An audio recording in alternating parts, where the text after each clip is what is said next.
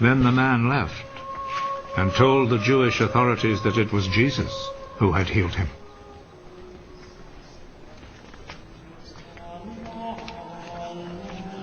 So they began to persecute Jesus because he had done this healing on a Sabbath. Jesus answered them, "My Father is always working, and I too must work." This saying made the Jewish authorities all the more determined to kill him. Not only had he broken the Sabbath law, but he had said that God was his own Father, and in this way had made himself equal with God. So Jesus answered them, "I tell you the truth. The Son can do nothing on his own.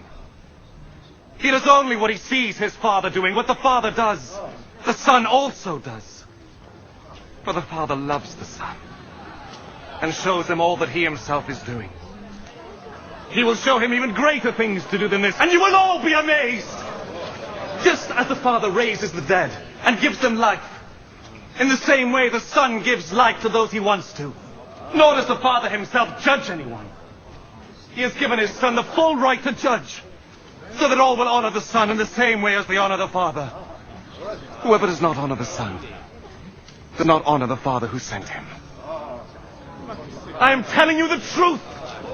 Those who hear my words and believe in him who sent me have eternal life. They will not be judged, but have already passed from death to life. I am telling you the truth. The time is coming. The time has already come when the dead will hear the voice of the Son of God. And those who hear it will come to life. Just as the Father is himself the source of life, in the same way he has made his Son to be the source of life. And he has given the Son the right to judge because he is the Son of Man. Do not be surprised at this. The time is coming when all the dead will hear his voice and come out of their graves. Those who have done good will rise and live. And those who have done evil will rise and be condemned. I can do nothing on my own authority. I judge only as God tells me, so my judgment is right. Because I am not trying to do what I want, but only what he who sent me wants. If I testify on my own behalf, what I say is not to be accepted as real proof. But there is someone else who testifies on my behalf. And I know that what he says about me is true. John is the one to whom you sent your messengers. And he spoke on behalf of the truth. It is not that I must have a human witness. I say this only in order that you may be saved. John was like a lamp, burning and shining. And you were willing for a while to enjoy his light. But I have a witness on my behalf, which is even greater than the witness that John gave. What I do, that is the deeds my Father gave me to do. These speak on my behalf and show that the Father has sent me. And the Father who sent me also testifies on my behalf. You have never heard his voice or seen his face. And you do not keep his message in your hearts, for you do not believe in the one whom he sent. You study the scriptures because you think that in them you will find eternal life. And these very scriptures speak about me, yet you are not willing to come to me in order to have life. I am not looking for human praise, but I know what kind of people you are. And I know that you have no love for God in your hearts. I have come with my Father's authority, but you have not received me. When, however, someone comes with his own authority, you will receive him.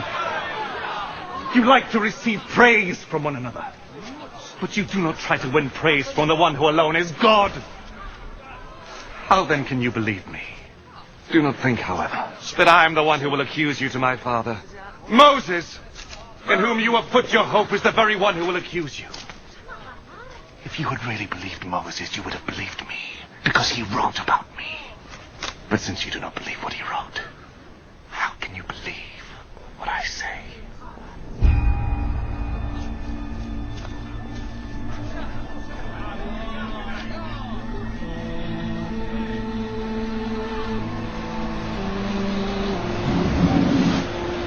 After this, Jesus went across Lake Galilee, or Lake Tiberias, as it is also called.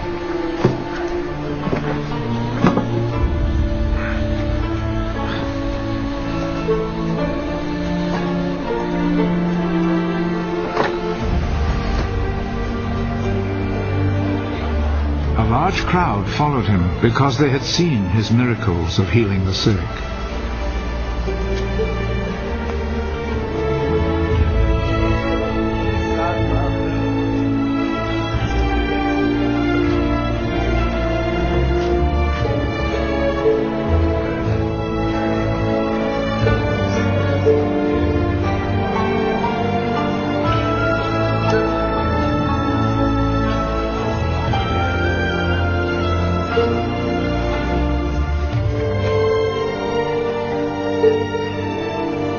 Jesus went up a hill and sat down with his disciples.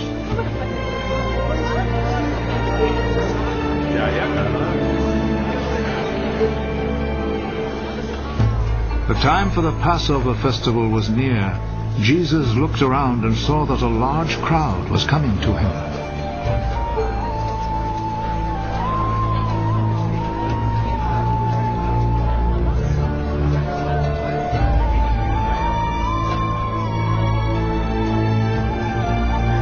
Where can we buy enough food to feed all these people? He said this to test Philip. Actually, he already knew what he would do. For everyone to have even a little, it would take more than 200 silver coins to buy enough bread.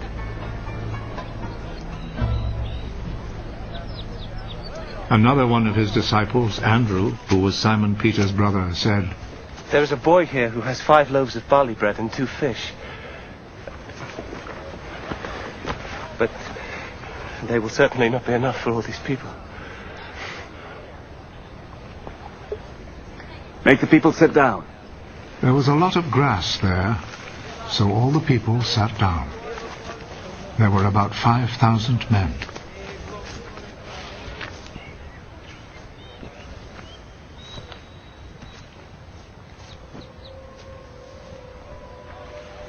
Jesus took the bread, gave thanks to God,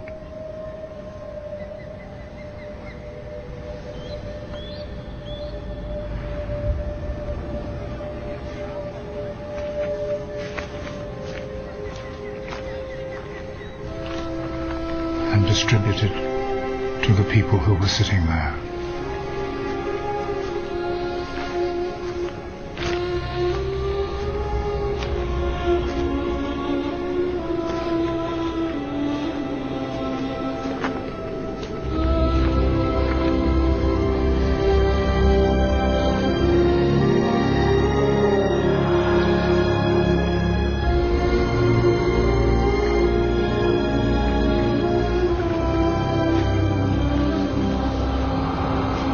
He did the same with the fish.